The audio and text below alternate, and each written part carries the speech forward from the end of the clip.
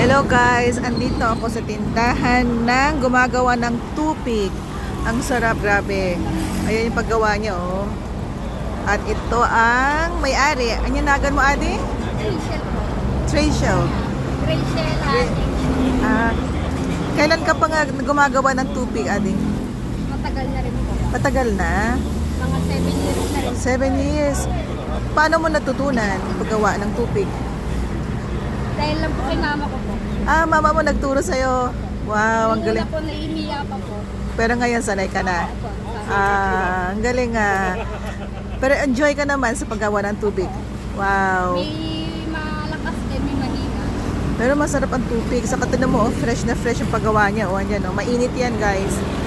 Kaya mag-iingat pag bumili kayo kasi napakainit. Ay, yung paggawa niya, oh. Galing. So, next time, daan na ulit dito. May pangalan tindahan mo?